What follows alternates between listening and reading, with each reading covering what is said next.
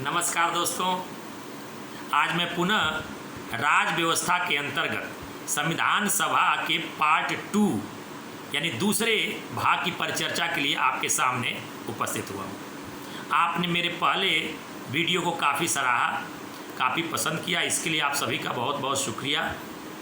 आपसे मैं ये गुजारिश करूँगा कि आप मेरे चैनल को सब्सक्राइब करें तथा मेरे वीडियो को लाइक ज़रूर करें, क्योंकि उसे मुझे बहुत प्रोत्साहन मिलता है। दोस्तों, पिछले वीडियो में मैंने संविधान सभा में पंडित जवाहरलाल नेहरू द्वारा प्रस्तुत उद्देश्य प्रस्ताव तक चर्चा की थी। उद्देश्य प्रस्ताव के प्रस्तुत होने के बाद जो संविधान सभा में गतिविधियां हुई, उनकी चर्चा मैं इस वीडियो में करने वाला हूं। अब मैं जो आपसे बात या परिचर्चा करूंगा, उसमें कुछ अहम बिंदु हैं जिस पे सवाल परीक्षाओं में पूछे जाते हैं, जिसमें कुछ जो बिंदु हैं उस पर मैं आपसे शुरू में ही चर्चा कर लेता हूं। जैसे संविधान सभा का संवैधानिक सलाहकार कौन था, ये प्रश्न के रूप में अक्सर उभरता है।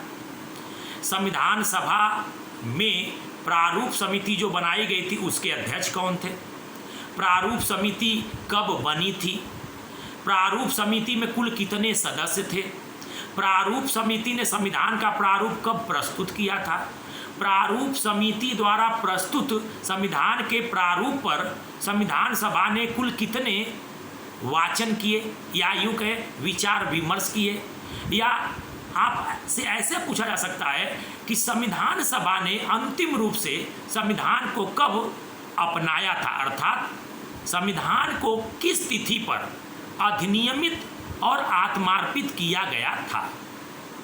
ये कुछ महत्वपूर्ण बिंदु हैं जिन पे मैं इस वीडियो में आपसे चर्चा करूंगा। तो सर्वप्रथम जो सबसे अहम सवाल जो अक्सर परीक्षा उपयोगी दृष्टि से पूछा जाता है वो है कि संविधान सभा के संवैधानिक सलाहकार कौन थे। तो उनका नाम था बी.एन. राव।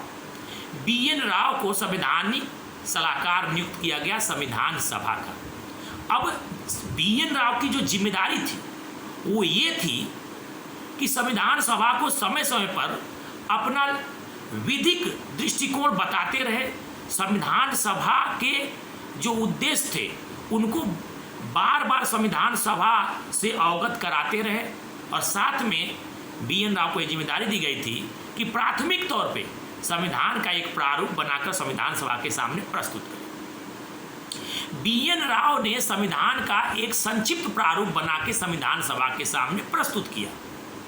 तत्पश्चात संविधान सभा के अस्थायी अध्यक्ष यानी डॉक्टर राजेंद्र प्रसाद ने उस प्रारूप को ध्यान में रखकर संविधान सभा के 7 सदस्यों का एक प्रारूप समिति बनाया और उसका अध्यक्ष बनाया गया डॉक्टर भीमराव अंबेडकर को। अर्थात डॉक्टर भीमराव अंबेडकर की अध्यक्षता में एक 7 सदस्यीय प्रारूप समिति अर्थात ड्राफ्टिंग कमेटी का गठन किया गया। अब इसकी जिम्मेदारी क्या थी? इस ड्राफ्टिंग कमेटी का जो मुख्य कार्य था वो ये था कि बी.एन. राव ने जो संविधान का प्रारूप प्रस्तुत किया है उसको ध्यान में रखकर एक विस्तृत संविधान का प्रारूप ड्राफ्टिंग कमेटी संविधान सभा के सामने प्रस्तुत करे। अब इस बात को ध्यान में रखते हुए जो ड्राफ्टिंग कमेटी बनाई गई थी वो जिस तिथि पे बनी थी, इस पे भी सवाल बनता है। और ध्यान रखिएगा कि ड्राफ्टिंग कमेटी अर्थात प्रारूप समिति जो कि डॉक्टर भीमराव अंबेडकर की अध्यक्षता में बनी थी, वो बनाई गई थी 29 अगस्त 1947 को। ये तिथि बहुत इंपॉर्टेंट है, इस पे भी कभी कभी सवाल बने हुए हैं। अब प्रारूप समिति ने अपना कार्य करना प्रारंभ किया। अंततः प्रारूप समिति ने 26 अक्टूबर 1948 को संविधान सभा में अपना प्रारूप प्रस्तुत किया, और वो जो प्रारूप संविधान सभा में प्रस्तुत किया गया, संविधान सभा में डॉक्टर अंबेडकर की अध्यक्षता वाली प्रारूप समिति ने जो प्रारूप प्रस्तुत किया उस पे संविधान सभा ने 3 बार विचार विमर्श किया, जिसे वाचन के रूप में जाना जाता है। और वो जो 3 वाचन या यूं कहें विचार विमर्श संविधान सभा ने अंबेडकर द्वारा प्रस्तुत प्रारूप पर किया था, उसमें जो पहला वाचन हुआ था वो 4 नवंबर 1948 से 9 नवंबर 1948 तक हुआ। इस प्रथम वाचन में संविधान सभा के तमाम सदस्यों को उस प्रारूप की प्रतियां प्रदान की गई। फिर तत्पश्चात दूसरा वाचन या द्वितीय वाचन जो हुआ था संविधान सभा में प्रारूप पे, वो काफी लंबा वाचन था। एक लंबा आप कह सकते विचार विमर्श हुआ संविधान के उस प्रारूप पे, और वो जो द्वितीय वाचन हुआ था वो 15 नवंबर 1948 से 17 अक्टूबर 1949 तक हुआ। ये जो द्वितीय वाचन है, इसमें तमाम संविधान सभा के सदस्यों ने अपने विवेकानुसार संविधान में तमाम संशोधनों को प्रस्तावित किया, या तमाम अन्य संविधान में सुझाव प्रस्तुत किए कि ये चीज़ें जोड़नी चाहिए या ये चीज़ें नहीं होनी चाहिए। इन सभी बातों को ध्यान में रखकर एक व्यापक परिचर्चा जो है द्वितीय वाचन में की गई।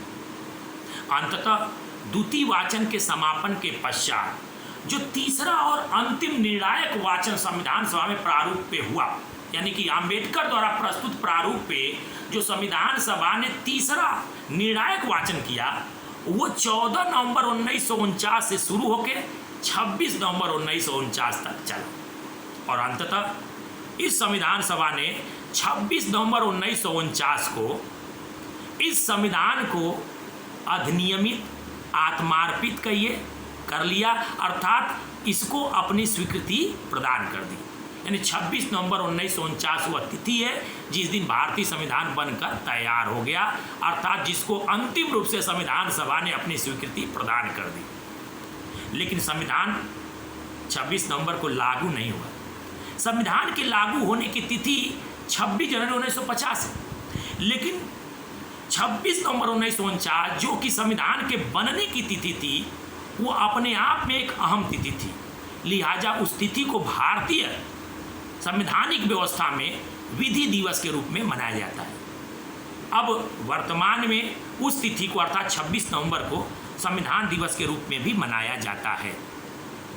संविधान के बनने के बाद संविधान सभा ने आगे भी अपना कार्य जारी रखा था, और कहा जाता है कि संविधान सभा की अंतिम बैठक 24 जनवरी 1950 को हुई, जिस दिन इसी संविधान सभा ने डॉक्टर राजेंद्र प्रसाद को सर्वसम्मति से भारत का पहला राष्ट्रपति चुन लिया था।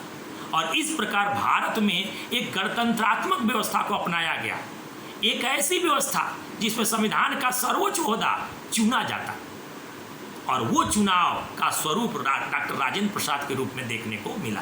यानी भारत के पहले राष्ट्रपति के रूप में डॉक्टर राजेंद्र प्रसाद संविधान सभा द्वारा निर्वाचित किए गए। और जिस समय संविधान हमारा भारत में लागू हुआ वो तिथि थी 26 जनवरी।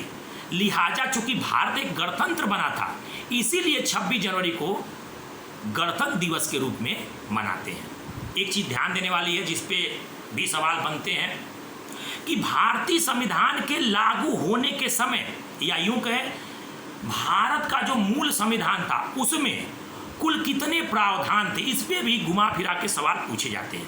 तो ध्यान रखने वाली बात यह है कि जो भारत का मूल संविधान था, अर्थात वह संविधान जो 26 जनवरी 1950 को लागू हुआ, उसमें कुल 395 अनुच्छेद, 8 अनुसूचियां और 22 भाग थे। लेकिन वर्तमान में जो अनुसूचियों की संख्या जो मूल संविधान में 8 थी, आज यानी वर्तमान में वो अनुसूचियां 12 हो चुकी हैं। लेकिन ध्यान देने वाली बात है, अभी भी अनुच्छेद भारतीय संविधान में 395 ही हैं और भाग अभी भी 22 ही है। लेकिन कहीं कहीं पुस्तकों में आप पाएंगे ये आंकड़ा 450 से ऊपर दिखाता है कि भारतीय संविधान में इस 450 से भी अधिक अनुच्छेद है। असल में वो आंकड़ा गणना की दृष्टि से, यानी गणना की दृष्टि से भारतीय संविधान में 450 से अधिक, वो भी मैं एग्जैक्ट नहीं बता सकता क्योंकि समय समय पर संशोधन होते रहता है। भारतीय संविधान में फिलहाल में वर्तमान में 103 संवैधानिक संशोधन अधिनियम पारित हो चुके हैं। लेकिन अगर देखा जाए तो आज भी संविधान अगर आप उठाएंगे तो उसमें 395 अनुच्छेद ही दर्ज हैं। वो अलग बात है कि अनुच्छेदों के बीच में उसके कई खंड जोड़े गए हैं, जिसकी वजह से गणना की दृष्टि से अनुच्छेदों की संख्या कुछ और बताई जाती है। भाग भी कई जोड़े गए हैं, इसलिए गणना की दृष्टि से वो आंकड़ा कुछ और होगा, लेकिन मूल संविधान में जो भाग थे आज भी वही हैं, 22 भाग। और इस प्रकार से संविधान का जो स्वरूप हमने अपनाया, संविधान का जो स्वरूप हमारे देश ने अपने यहाँ लागू किया, वो स्वरूप हमारा आज तक चलता रहा है। वो अलग बात है कि समय समय पे संविधान में संशोधन होते रहते हैं और उनकी संशोधनों के द्वारा तमाम प्रावधान बार बार भारतीय संविधान में जुड़े हैं, लेकिन अनुच्छेदों की संख्या वही है, भाग उतने ही हैं। हाँ, अनुसूचियों की संख्या 8 की बजाय 12 हो चुकी है। मैं उम्मीद करता हूँ कि आपको मेरा ये वीडियो पसंद आएगा और आपसे ये रिक्वेस्ट करता हूँ कि आप मेरे इस वीडियो को अपना स्नेह पूर्व की तरह देते रहें और मेरे इस चैनल मेधाश्री एकेडमी को ज़रूर सब्सक्राइब करें। आपका एक सब्सक्रिप्शन मुझे प्रेरणा प्रदान करता है। आप मेरे वीडियो को लाइक करेंगे, वह मेरे लिए सबसे बड़ी धरोहर हो गया। धन्यवाद। आप अपना ख्याल रखें और बड़े बुजुर्गों का भी ख्याल रखें। बहुत बहुत धन्यवाद।